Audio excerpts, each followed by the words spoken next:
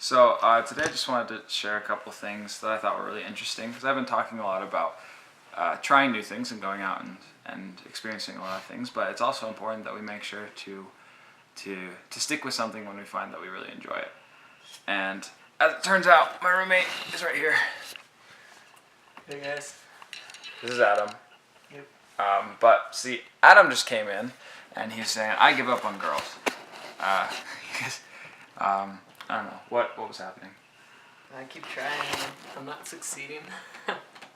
Well, that can happen. I know from my experience that happens. But see, so in this case, it is important that he makes sure that he sticks with it, because if Adam wants to get married, he's gonna have to stick with it. Right? Yep, that's true.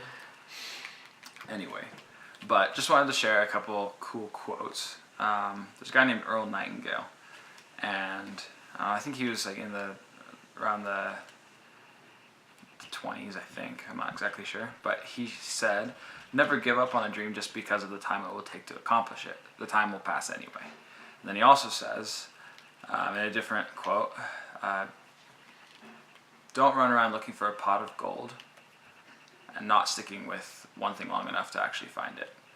And I know that that's true, that you can go around and you can be excited about a lot of different things, you can try a ton of different things, but if you don't stick with something that interests you, if you don't stick with something you're passionate about, then you're never going to be able to find that happy life, that successful life, or whatever it is you're looking for. And then there's just a story. There's a lady on her 87th birthday, she wrote this. It's called "I'd Pick More Daisies." She said, "If I had my life to live over again, I'd try to make more mistakes next time. I would relax, I would limber up, I would be sillier than I have been on this trip. I would be crazier, I would be less hygienic, I would take more chances, I would take more trips, I would climb more mountains, swim more rivers, and watch more sunsets." She goes on for a little bit, and I'll post that in the description, just a link to it. But she, this makes me think a lot. It makes me want to be sure that when I'm 87, when I'm the age she was when she wrote this, I don't want to look back on life and regret either not sticking with something that I did love or not going for something that I dreamed about.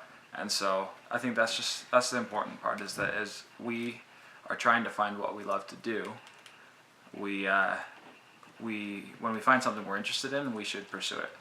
We should try it out. We shouldn't just think, "Oh no, that's not possible for someone like me. It's not. It's going to be hard. It's going to be hard to find that." And well, yeah, that's kind of the point. If it's not hard, then you're not going to be able to appreciate it. And so, yeah, if we can just go out and do that, not be able to look back and not have regrets about what we could have done, and having lived life to its fullest, and actually having gone after our dreams. And that's what's gonna bring a lot of happiness and a lot of fulfillment. But thanks, Adam, for being a good example of it, I guess. But